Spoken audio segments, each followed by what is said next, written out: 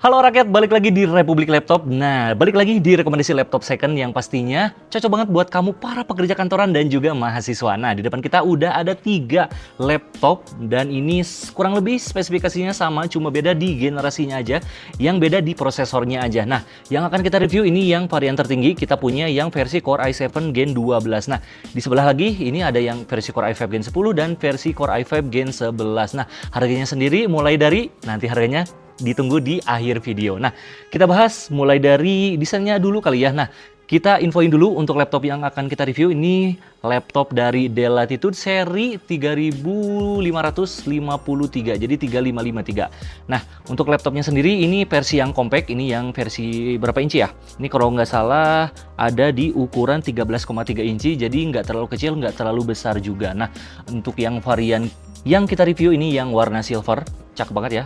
Bodinya udah metal kokoh dan untuk materialnya udah full aluminium metal. Kita bahas spesifikasinya. Ini yang varian tertinggi yang menggunakan prosesor Intel Core i7 1265U yang dimana dia mempunyai VGA Integrated Graphic Intel Iris Xe grafik, jadi bukan pakai Intel HD lagi. Nah, untuk prosesornya sendiri memiliki 10 core 12 thread yang dimana ini tuh dibagi antara efisiensi core dan juga performance core. Jadi buat teman-teman yang penggunaan ringan dan juga penggunaan berat ini bakal dipisah secara hardware, secara si CPU-nya. Nah, kemudian untuk base clock-nya ada di 1,8 GHz yang dimana ini adalah prosesor hemat daya yang dimana untuk kebutuhan ringan aja hanya 5-10 watt aja, dan kalau misalkan dia turbo boost atau yang penggunaan yang lumayan berat dia akan ngeboost ke 25-35 watt. Dan untuk memorinya sendiri menggunakan memori dual channel dengan kapasitas 16 GB yang dimana di sini untuk memorinya sudah dual channel kecepatan 3200 mega transfer per second. Nah, biasanya untuk laptop kayak gini sayangnya untuk RAM-nya udah onboard, jadi teman-teman untuk varian RAM-nya sayangnya atau bagusnya lagi ini udah 16 GB, jadi nggak usah di-upgrade lagi. Nah, dari segi storage di sini menggunakan SSD NVMe sebesar 512 GB, ya cukup lah ya buat data-data ataupun buat nyimpen file-file kalian. Yang dimana ya akhir-akhir ini untuk harga SSD ataupun storage ini lagi mahal banget, terutama RAM juga lagi mahal banget kayak gitu. Nah, dari segi konektivitas di sini menggunakan Wi-Fi 6E, kemudian Bluetooth-nya juga ada pastinya, dan untuk baterainya ini bisa bertahan sekitar 4-5 jam tergantung penggunaan lingan kalian. Jadi kalau untuk kebutuhan berat mungkin di 1-1,5 jam, atau kalau misalkan untuk kebutuhan ringan aja bisa tahan 3-4 jaman. Oke, kita bahas untuk layarnya. Di sini beresolusi Full HD 1080x1920 dan di sini menggunakan material yang matte. Jadi kalau misalkan kita dipakai di outdoor ataupun lagi work from cafe, ini nggak terlalu mantul untuk muka kita, jadi lumayan terredus antara si layarnya. Kemudian untuk tipe panelnya sudah menggunakan yang IPS, yang dimana ini warnanya lebih akurat kalau misalkan dipakai untuk desain grafis ya. Ini konsisten warnanya apabila kita lihat dari berbagai sudut. Nah, untuk refreshernya standar aja, ini karena bukan laptop gaming juga, ada di 60 Hz. Kemudian untuk bezelnya ini lumayan tipis, kiri kanan, dan untuk bagian atas sama bawahnya masih lumayan agak tebal. Dan nilai plusnya lagi untuk engselnya bisa flip di 180 derajat. Jadi ya kalau misalkan lagi meeting sama klien bisa langsung di flip aja untuk si displaynya.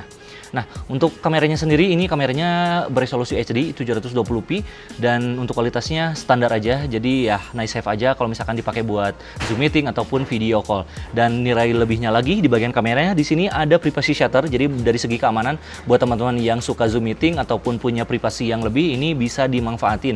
Plus di bagian kamera aja udah include dengan infrared. Jadi teman-teman bisa menggunakan Face ID di bagian kameranya. Oke, berikut ini adalah perekaman langsung dari kamera Dell Latitude ya. Nah, ini untuk kualitasnya, meskipun kita ada di suasana semi outdoor, tapi ini kualitasnya untuk noise-nya masih lumayan kelihatan karena untuk resolusinya nggak terlalu tinggi, tapi ya nice have lah kalau misalkan dipakai untuk kebutuhan Zoom meeting ataupun buat video call. Kayak gitu. Ini juga untuk kualitas mikrofonnya seperti apa? Nah, kayak gini. Oke, sekarang kita bahas untuk area workspace. Nah, kita bahas untuk keyboardnya. Untuk keyboardnya sendiri ini mungil banget, tapi dari segi feel-nya ini lumayan empuk dan juga tactile. Dan yang jadi nilai plusnya untuk keyboardnya sendiri sudah dilengkapi dengan backlight 3 tingkat kecerahan. Jadi teman-teman bisa tinggal atur aja. Cocok banget buat kamu yang suka nugas ataupun ngerjain tugas-tugas ngetik-ngetik di malam hari. Nah, untuk keyboardnya sendiri yang kita review karena ini laptop X Jepang atau laptop X Inter, jadi ada huruf Jepang, hiragana, katakana. Jadi ya dari segi fungsi sebenarnya normal, cuma dari segi visual aja ini harus dibiasakan kayak gitu. Nah, bergeser ke bagian bawah, di sini ada touchpad yang ukurannya nggak terlalu besar, mengingat ini dimensinya 13 inci. Jadi ya dari segi responsivitas ini lumayan responsif, kemudian nggak ada physical button, tapi dari segi feel-nya ini lumayan enak. Jadi ya udah support juga dengan Windows Precision Driver.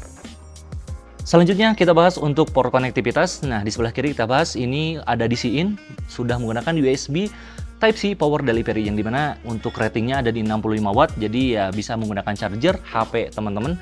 Dan di sebelahnya lagi ada port USB Type-C juga, jadi ada 2 port USB Type-C yang support dari value, bisa juga support untuk DisplayPort, jadi ya multifungsi banget untuk USB Type-C-nya. Dan ada USB 3.0, ada SD card reader. Kita geser ke sebelah kanan, di sini ada port Kensington lock, kemudian ada full HDMI, ada port USB lagi, dan ada combo audio jack, dan ada tombol micro SD ya kalau nggak salah. Ini harus dicek dulu karena menggunakan SIM injector.